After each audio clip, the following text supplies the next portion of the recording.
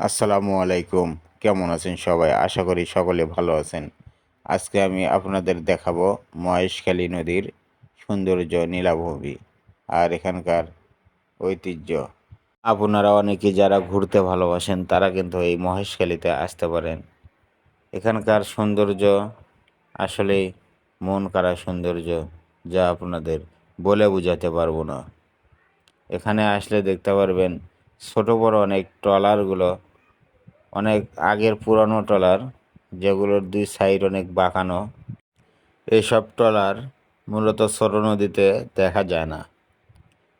এইসব ট্রলার দেখতে হলে কক্সবাজার এলাকায় আসতে হয়, অথবা এইসব ট্রলার সাগরে চলাচল করে।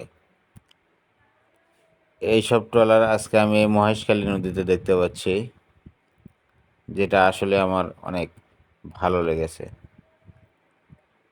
আর আজকে আমরা যে ট্রলারটিতে যাচ্ছি এটি মূলত একটি মালবাহী ট্রলার, যেটাতে চড়ে আমরা আমাদের গন্তব্যস্থলে পৌঁছাবো।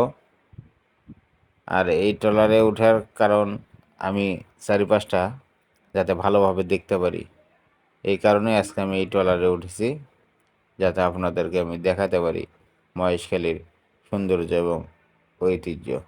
আমার সামনে একটি মোটামুটি ধরনের একটি যাত্রীবাহী জাহাজ আপনারা দেখতে পাচ্ছেন, যেটা কর্ণফুলী এক্সপ্রেস।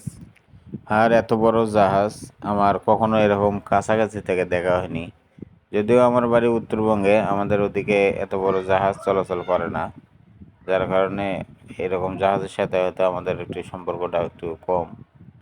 আজকে এত কাছাকাছি থেকে এত বড় জাহাজ দেখতে আমার আসলে অনেক ভালো লাগতেছে। আর এই মহেশখালীতে নাকি শুটকি মাছ পাওয়া যায়, সাগরের শুটকি। আমি সেসব ভিডিও আপনাদের সামনে নিয়ে আসব। আপনাদের কাছে একটা রিকোয়েস্ট, আমার এই নতুন চ্যানেলটি সাবস্ক্রাইব করবেন। ধন্যবাদ সকলকে।